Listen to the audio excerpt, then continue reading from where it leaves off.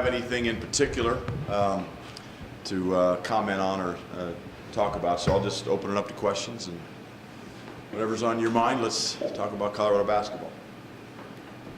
Use the mics. Coach, it was announced Coach Greer was going to be joining the staff. What exactly does he bring to the team, bring to your staff in Colorado? Well, nothing's official yet, so I can't comment on the coaching position, and we're in the process of filling it. So with no announcements been made, we hopefully will have something before the end of the week. I don't know exactly what the timing will be. So right now that position's still open, and we're in the process of filling it, and don't have any on that front right now today, unfortunately. Sorry. Coach, we haven't really talked with you, caught up with you since Des Moines post-game. And since then, has maybe anything else come up in reviewing the season and what you feel like this team has to do to get better for next season? Well, look, that situation in Des Moines was very hard for this year's team to accept. We went to the NCAA tournament expecting to advance, and we didn't. So it's taken some time to kind of just adjust, and right now we're in the process of having year-end meetings. I had a couple yesterday. I'll have a couple more today and tomorrow this week with our players, both the outgoing seniors as well as the players that are returning. And this is a time of year where you do reflect back on the season, and but now it's more about each individual player, what they need to get better at, what they need to work on as we go into next year, how I can help our seniors as they go out, and having those frank, honest discussions with every member of our team in terms of where they stand, and as we go forward. From a team standpoint, again, when the season ends, it ends abruptly, and it does that for everybody. But from a team standpoint, as I look at next year's team, I'm excited.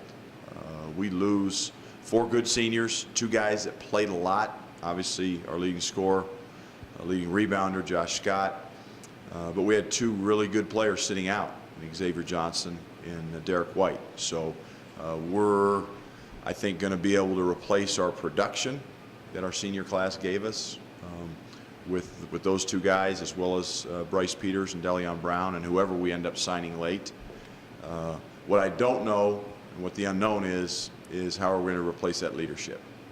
And as we look to last year's team as well as this year's team and certainly the next year's team, you guys all know how important leadership is. And so that's going to be the challenge I have to next year's 5 seniors. But you kind of knew you were getting in when you brought him in, but now that you've had Derek in practice for a year, how excited are you for what he's going to bring to this team? Well, I wish we had him for more than 1 year. Let's put it that way. He's a special player. He's going to be able to affect the game in a lot of different ways. He can score, he can shoot, he can distribute the ball, he can rebound the ball, he can block shots for a guy that's 6'5". Terrific defender. Derek White is going to have a great year next year. There's no question in my mind. And my only wish is we had him for more than 1 year. But we're going to take the year and try to get the most out of it as we can with him as well as the rest of our guys. So he's going to be a terrific addition to this team, and Buff fans are going to really, really enjoy watching him play next year. Coach, have you had a chance to sit down with Xavier Johnson? Do you know, is it definitive that he's coming back next year? I did, yeah. XJ and I talked yesterday, had a great conversation. I think he's excited about next year. Yeah, he's got both feet in, and he's going to be a big part of next year's team. We know that he's a proven guy at the Pac-12 level. We know he can score, we know he can rebound, and he's still in the process of rounding back into shape. He's not 100% yet with that Achilles, but I asked him yesterday when we talked, and he told me he feels like he's 80 to 85%, and then obviously he's got to drop some weight and kind of get back into playing shape, and he's in the process of doing that, and hopefully in the month of April, that's our goal with XJ, is to get him to hopefully 100% and ready to go as we go into the off season. Tad, when you have that frank discussion with Wes, What does that all entail? What do you hope to see from Wesley over the next 5 or 6 Well, Wes and I he's one of the players I've yet to sit down and speak with, but, as Wes goes into his 5th year, the challenge that I'm going to give him is, obviously Josh is gone, and he's going to have to bring a little bit more to the table. I really want him to step up in his leadership role now that Josh is gone and Xavier Talton are gone. He is a 5th-year senior. He's been here. I thought Wes really showed strides with his consistency this year for the first time, game in and game out. I thought he was a guy we could really count on. But I think it's all about not taking possessions off, being a consistent performer, but now getting out of yourself and out of just, hey, how is Wesley Gordon playing? How is Wesley Gordon helping this team? And looking at it as a leader in terms of how are these other guys going to help us be successful as a team. So Wesley Gordon needs to become more of a outside of himself type player, and this is a great opportunity for him to do that. Coach, in Colorado basketball history, whenever they lost a great player, a la Josh Scott, it usually meant a step back for the program if you go back through the history.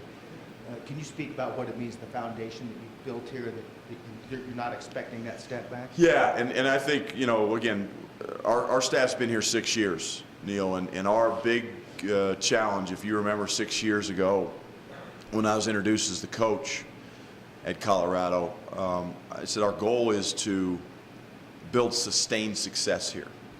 And here it is 6 years later. We've been to postseason play every single year. We've been to 4 NCAA tournaments. We've been to the Final Four of the NIT. We're on the brink, I think, of that sustained success. And we've lost some really good players since the time we've been here. We lost Alec Burks and Corey Higgins our first year. We lost Carlin Brown. We lost Austin Default and Nate Tomlinson. We lost Spencer Dinwiddie to the NBA. We lost Andre Roberson to the NBA. We've lost some really good players. Now we're losing Josh Scott. And we've been able to continue on. And that's why I say it's not about replacing the production, because Josh Scott's rebounds and Josh Scott's points, we will be able to replace those. It may not be by one guy, but it'll be by a combination of guys stepping their game up. And that's the challenge to our players, is what are you going to do to get better and to produce more next year than you did this year, whether it's George King or Wesley Gordon or Dominique Collier, you name the guy. But we all got to step up. Obviously, having a guy like Xavier Johnson sitting out, who's a proven player, Derek White, who's a very talented guy. The production, we will replace. The leadership that Josh Scott gave this team this year is the biggest concern I have as we move forward. How are we going to replace that? Who are the guys that are going to step into that role? Is it going to be Wesley Gordon? Is it going to be Xavier Johnson? Is it going to be Dominique Collier? Is it going to be Thomas-Aki Ezeli, George King? We're going to figure that out over the next 6 to 7 months, and that's the answer that we have to have. So I think we've sustained success. We want to continue to sustain success. We want to move forward and not only just get into the NCAA tournament and play for an NCAA tournament bid. We want to get to the point where we're playing for an NCAA tournament seed. And I look at this year's team. I look at that Utah game at home, the Utah game on the road, the USC game on the road, all those missed opportunities. If we take care of business, instead of being an 8 seed, maybe we're a 6 seed, maybe we're a 5 seed, and now maybe we're playing into the second weekend of the NCAA tournament and maybe beyond. So that's where this program, in terms of my vision, is going forward. And I think next year's team has all the ingredients to be pretty special. Coach, Don Collier at Media Day this past year talked about being a little, louder would be the right word, a little more demonstrative, being a little bit more kind of there on the court. Do you think he made a step this year? Does he still have some work to go to really be that vocal leader down there? Yeah, Dominique, I think, certainly showed strides this year in terms of getting better. You look at the way he shot the ball, especially from the three-point range relative to his freshman year. Made great strides there. Made some good plays for us at critical times. Made big shots for us at critical times. Dominique, I think, going back is a lot like where Wesley was at the same point in his career. Now it's got to be about consistent production, not just spot production. And especially at that point guard position, that point guard role, you know, he has got to be able to learn how to finish games, how to take control of the team and make sure that we are, because that was one of our challenges this year, was finishing games in the second half. Look, we came back from a lot of deficits, especially early in the year, and even at times in Pac-12 play, we came back from deficits and won games, but we also had some situations where we had leads and we weren't able to protect them and finish the games, and that really falls on guys like Dominique and Thomas, George, you know, the perimeter players that have the ball in their hands at the end of those games. We got to finish games better than we did next year. And so to me, that's where Dominique, as I look at him making strides for next year, has got to make some improvement. But I thought he had a good sophomore year. As I look back, I kind of wish we would have redshirted him as a freshman, but we didn't. And so now is a time for him to make major strides, and he's capable of doing it. There's no question. Coach, kind of along those lines, the two freshman guards that are coming in, do Yeah. either of them have the potential to get time at the point as that kind of playmaker and push down next season? Absolutely. I think as I look at our point guard position, you got Dominique Collier, you got Thomas Akiazili, both guys that I think are capable, but you also have Deleon Brown and Bryce Peters coming in, who are both capable guys that can run the point. They're not necessarily true point guards. I would categorize them as combo guys. They can play the point, but they can also get off the ball because they can shoot the ball well enough. Both have good size and length for that position. So again, it might be a situation that there's some competition for that spot. Dom will be pushed, there's no question. Those guys are capable coming in and pushing him. And what I would say with those two guys, with both Deleon and Bryce coming in, where they have an opportunity to make an impact is defensively. As I've said this during the season, I said this after the season, I'll say it now. This team never had a perimeter defensive stopper all year long. It never emerged. So can it emerge between now and when we take the floor next year? That's the question. And if I'm Deleon Brown or if I'm Bryce Peters, I'm coming in saying I'm going to guard, and I'm going to guard anybody and everybody I can. Because if they do that, they'll have a chance to bypass some players in our program in terms of playing time. So that's the challenge. You look at the UConn game. UConn's three leading scorers were their 1-2s and 3s. We couldn't stop their guard play when we had to stop their guard play. And we weren't able to do that all year long. Our interior defense was not an issue. Our perimeter defense was an issue all year long. So as we go forward, again, I just throw that challenge out to every one of our players. Ted, maybe you just kind of answered part of this question, but you know, as you watch the NCAA tournament, you see psychologically tough teams moving on, making comebacks, making big plays, that kind of thing. You guys are always focused from a staff standpoint on working on the entire player. Obviously, you guys are very physically talented players. How do you kind of work on guys becoming mentally tough? What's that process like for you guys? Well, it's a great question, Mark, and it's one that we've got to find the answer to as we move forward. And I don't think we're a mentally weak team. There's a difference between, you can use the adjective of toughness, and then the antithesis of that is softness. I don't think we're a soft team. I don't think we're necessarily a mentally tough team, as tough as we need to be to advance. And so that is done by, again, I think, challenging our guys. You watch film, they've got to get their skill set to a point where they can handle pressure and can perform under pressure. And so that's going to be a challenge as we move forward. And some of that comes with maturation, just the normal, going from a freshman to a sophomore, going from a sophomore to a junior, and you have that natural progression of developing that as you go. And then some of it comes from the freshmen coming in and pushing and competing, and it happens in practice. It happens in our pickup games. Or it doesn't happen in practice or happen in our pickup games. And that's the challenge that, again, I think every one of our players, especially our perimeter players, when it comes to holding those leads, taking care of the basketball, making good decisions with the basketball, that's where our strides need to come, and mental toughness is a part of that. Ted, this Final Four, these 4 teams, what stands out to you about this group that we have this weekend? Well, they're all playing their best basketball at the right time. You know, you look at a team like Syracuse, who's a 10 seed. They lost 5 of their last 6 games leading into the tournament. Their RPI was like 70 in the 70s. There's a lot of people that could argue that they didn't deserve to be in the tournament, but obviously they do because they've advanced. It reminds me of the George Mason team, you know, from a few years ago that barely got in the tournament. They get hot. They're playing they're playing really their best basketball at the right time.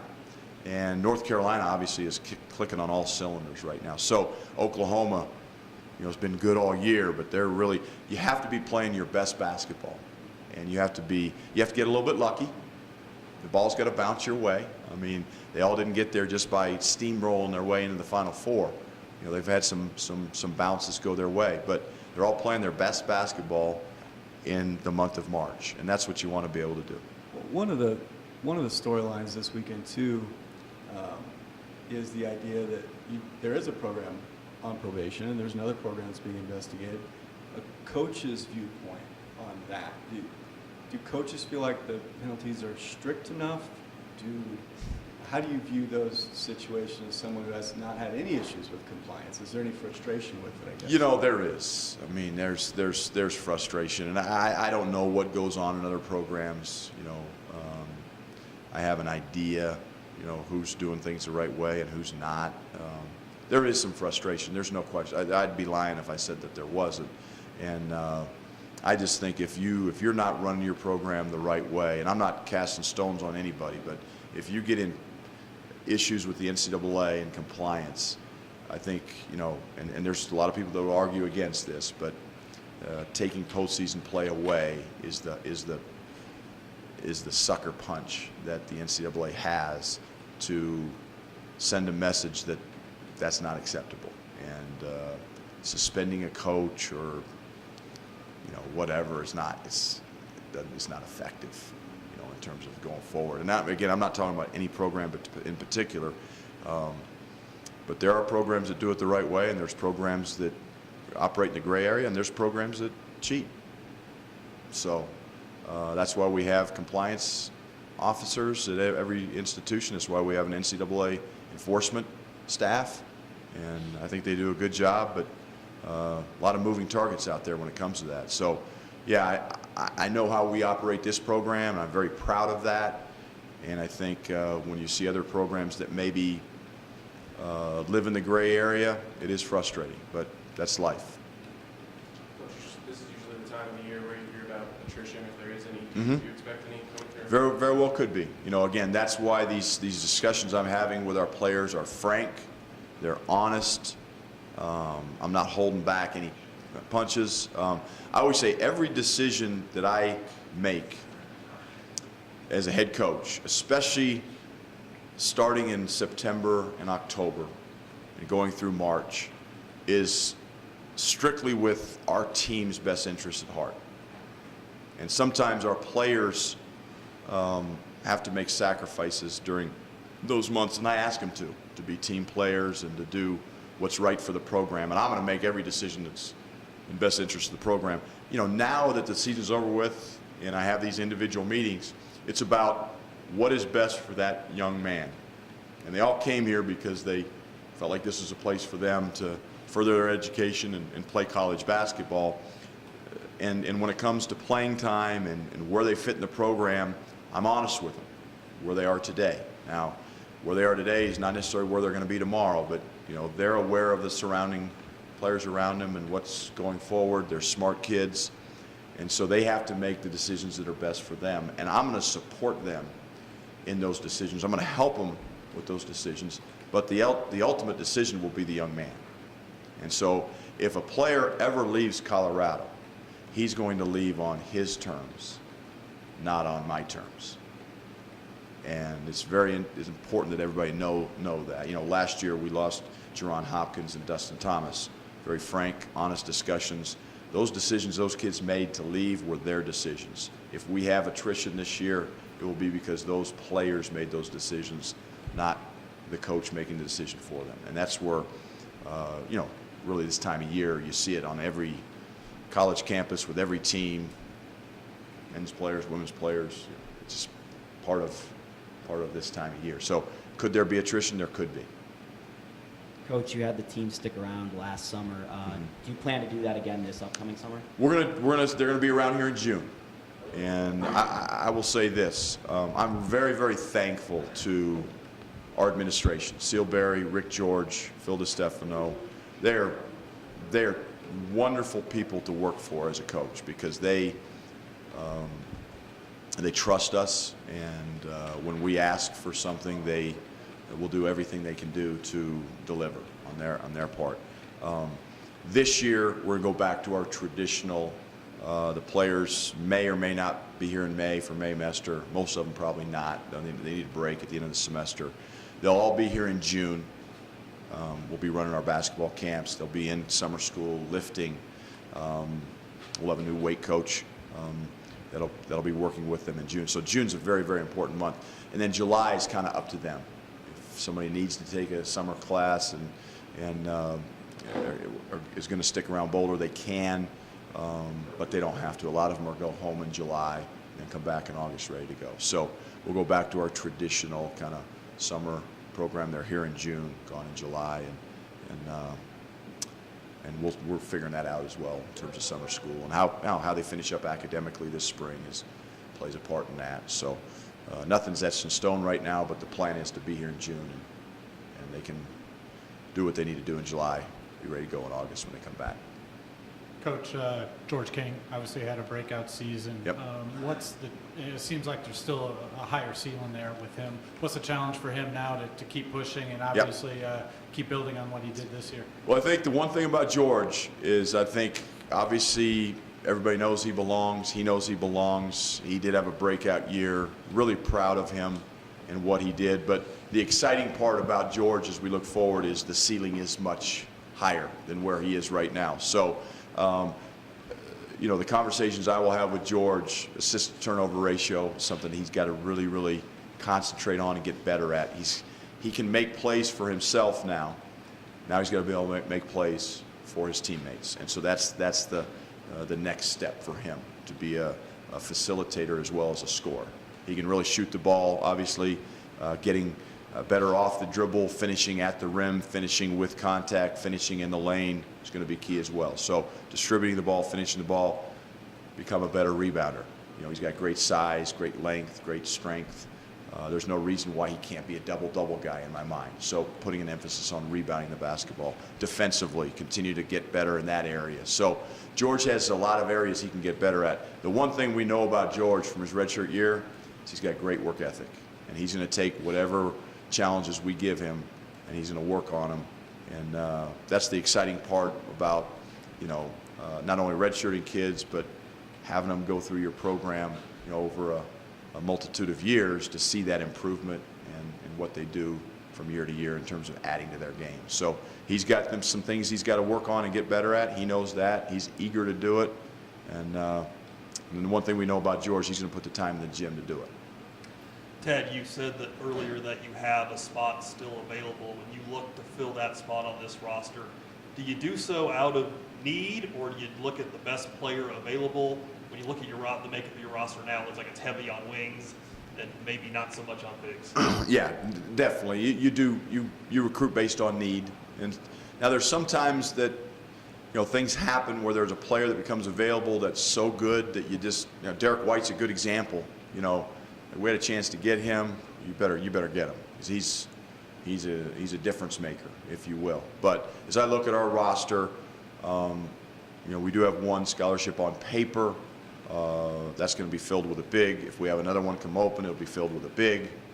After that, you take the best player you get, depending on what attrition we have, where things fall out over the next 2 to 3 weeks.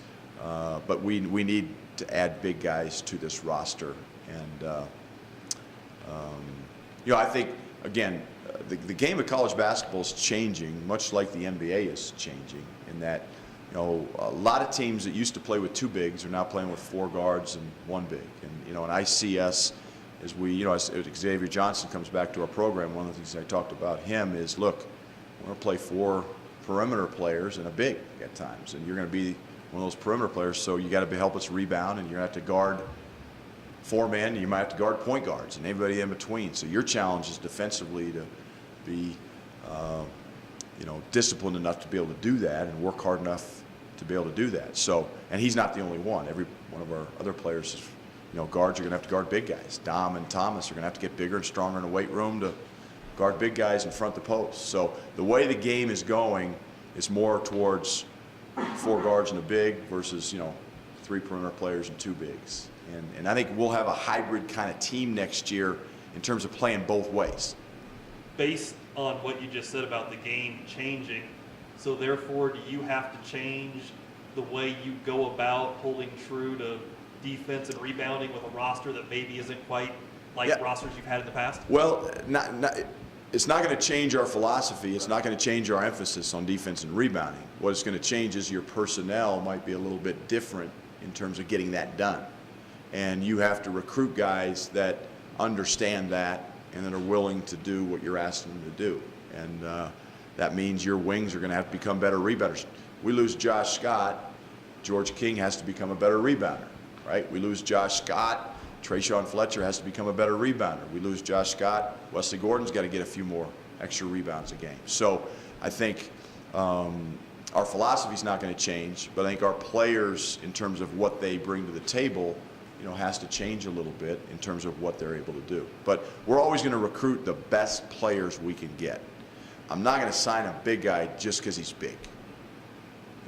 If we got a guy that's 7 feet that can't play, and you got a guy that's 6'7" that can play, I'm taking the 6'7" guy that can't play, and we'll figure it out. So with that being said, the big guys are harder to get. It's a supply-demand situation, and there's sometimes you have to take a chance on a big guy, and sometimes that works out, and sometimes it doesn't work out. Every program in the country is to that point. And so, I always say with recruiting, it's not a matter of who you want. Who can you get? And that's the thing that gets challenging. Hey, Ted, I know that a guy like Josh Scott, you were about as fond of him as any player you've ever had, I know, and he's moving on, looking towards that next career. At this point, how much more advice, input, guidance will you give him as he's kind of moving on to a potential pro career? Mark, every player's different, and some guys ask for more in terms of, Josh is in the process of hiring an agent. He's really asked for my input, asked for my advice. I'm giving it to him.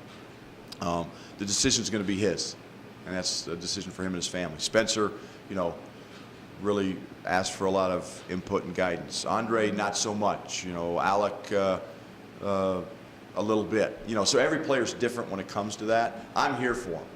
My job as their coach doesn't stop when their playing days are over with. I'm going to hopefully be a guy who can help Josh for the rest of his life, as long as I'm around.